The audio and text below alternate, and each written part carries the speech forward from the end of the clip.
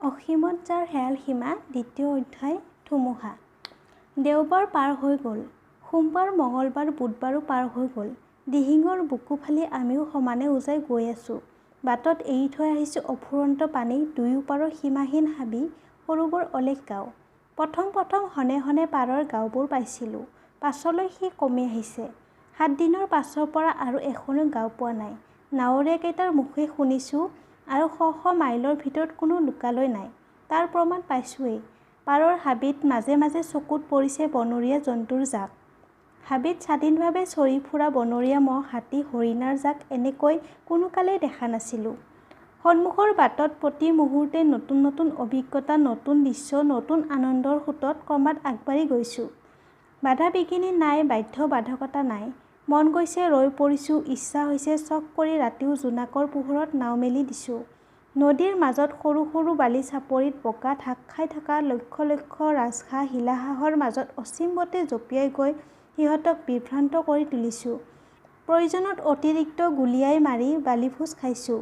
একেদিনৰ ভিতৰতে লোকালয় এৰি কিমান যে দূৰলৈ আহিলোঁ তাৰ একো হিচাপ নহ'ল। ই এটা নতুন জীৱন। অফিচৰ পুৰণা ফাইলৰ মাজৰ বিভীষিকা, মেচৰ দৈনন্দিন আমনি লগা ব্যস্ততাৰ মাজৰ পৰা হঠাৎ এই সীমাহীন নিৰ্জনতাৰ অফুৰন্ত মাধুৰ্যৰে উপচি থকা কল্পনাতীত সৌন্দৰ্যৰ মাজত মুক্তিৰ অবাধ স্বাধীনতা পাই মনবোৰ আকৌ ৰঙা হৈ উঠিছে। প্ৰাণলৈ আহিছে নতুন উৎসাহ, নতুন উদ্যম।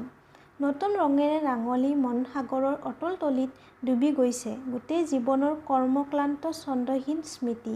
পাহৰি গৈছোঁ দিন আগতে এৰি অহা পুৰণা ঘৰখন, কৰ্মব্যস্ততাত চঞ্চল ধূলি ধোঁৱাৰে ভৰা চহৰৰ আকাশখন। ভাৱ হৈছে আমি যেন আমাৰ চিন্তাৰ ভাৱনাশূন্য ছাত্ৰ জীৱনলৈ আকৌ উভতি আহিছোঁ। ঘূৰাই পাইছোঁ কৰ্তব্যৰ হেঁচাত তল পৰি যোৱা পুৰণা মধুৰ দিনবোৰ। ফুকনৰ উৎসাহেই সকলোতকৈ বেছি।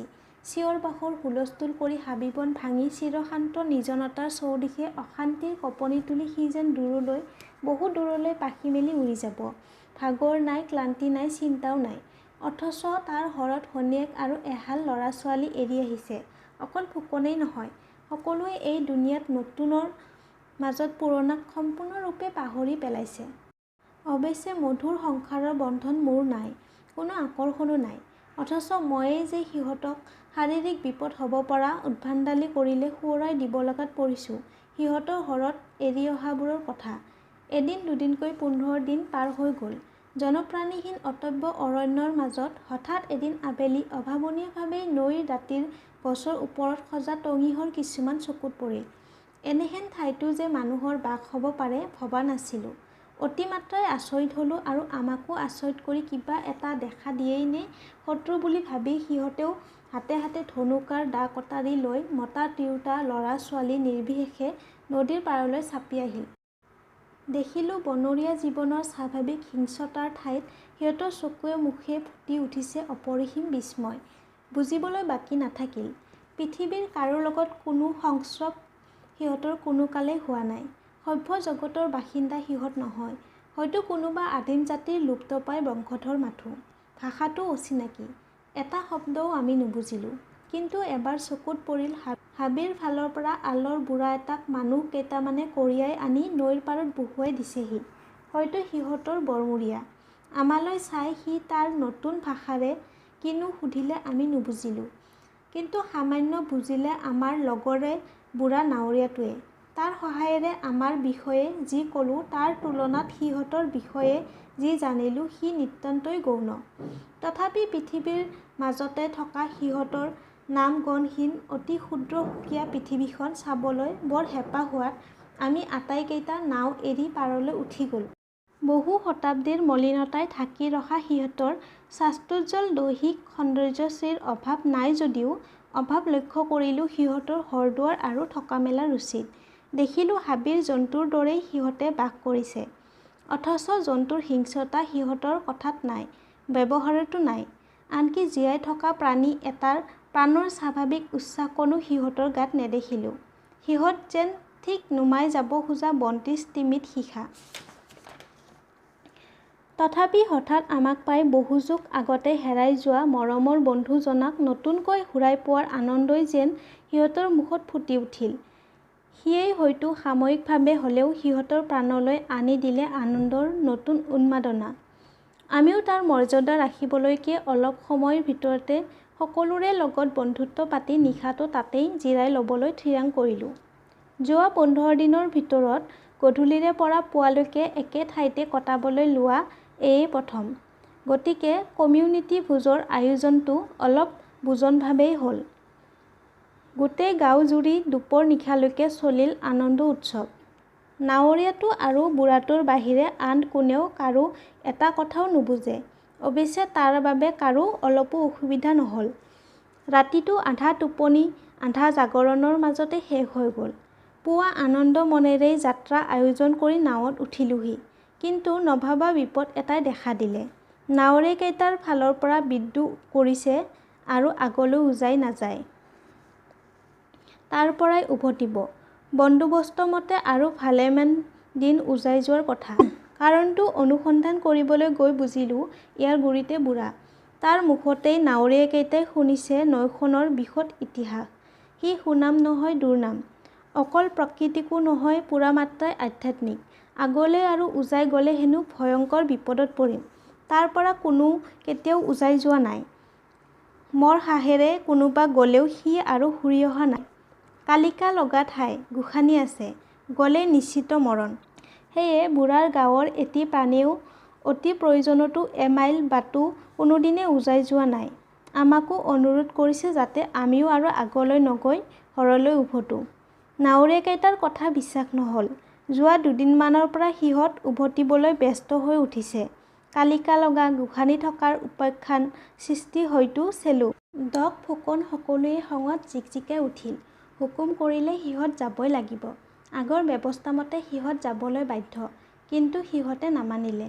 শেষত লোভ দেখুৱাই ভয় দেখুৱাই অনুৰোধ অনুনয় বিনয় কৰিও যেতিয়া শান্ত কৰাব নোৱাৰিলোঁ তেতিয়া জেদ কৰিয়েই আমি নাৱৰীয়াকেইটাৰ বিনা সাহায্যৰে যাবলৈ ওলালোঁ। বন্দোবস্ত হ'ল আমি ঘূৰি আহি নোপোৱালৈকে নাৱৰীয়াকেইটা এই গাঁৱতে আমালৈ অপেক্ষা কৰি থাকিব। সময় নষ্ট নকৰি নাৱত উঠিলোহি। এইবাৰ গুৰিয়াল হ'লোঁ মই আৰু মোৰ চাৰিও বন্ধুৱে ল'লে ডাৰ। উজাই বতাহ বলিছিল দেখি নাৱত পাল তৰি ল'লোঁ। গোটেই গাঁও ভাঙি আকৌ এবাৰ মানুহবোৰ আহিল আমাক বিদায় দিবলৈ। সিহঁতৰ মাজত বুঢ়াকো দেখিলোঁ। সি তাৰ ভাষাৰে আৰু আকাৰে ইংগিতে আমাক যাবলৈ উৎসাহেই দিলে নে নাযাবলৈ অনুৰোধেই কৰিলে বুজিব নোৱাৰিলোঁ। নাও এৰি দিলোঁ। দূৰৰ পৰা নাৱৰীয়াটোৰ চিঞৰ কাণত পৰিলহি। দেউতাসকল সাৱধানে যাব। কালিকা লগা ঠাই। আপোনালোকে নামানিলেও আমি মানো। গোসানী কুপিত হ'লে কিন্তু গতি বিষম হ'ব।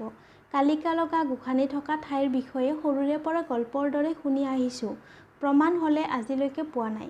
সেয়ে হয়তো কোনোকালে বিশ্বাসো কৰা নাই। বুঢ়াটোৰ অংগী ভংগীৰ কথা কিছু সময়লৈকে মনত পৰি আছিল যদিও লাহে লাহে পাহৰি গ'লোঁ। সমানে ৪-৫ ঘণ্টা নাও বাই বহু মাইল বাট অতিক্ৰম কৰি দুপৰীয়া এঠাইত ৰ'লোহি।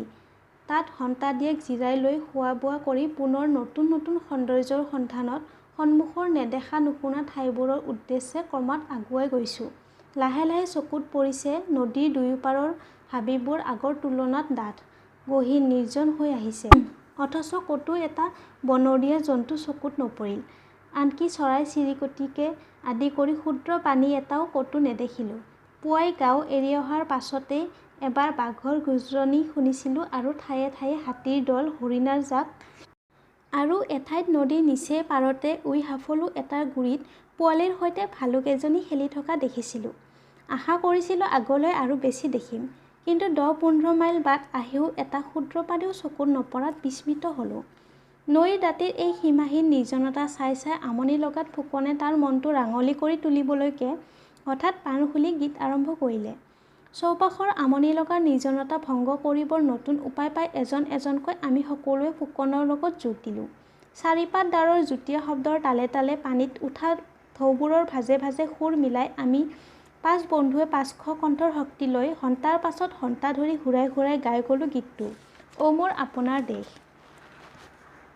সেই অমৰ গীতৰ সুললিত সুৰ কোনোকালেই কোনো মানুহে নেদেখা এই জনহীন প্ৰান্তৰত।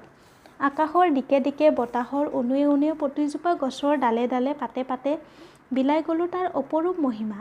কিমান পৰ গাইছিলোঁ, কিমান দূৰলৈ আহিলোঁ, কিমান ঘণ্টা পাৰ হৈ গ'ল তাৰ কোনো ধাৰণা নাছিল।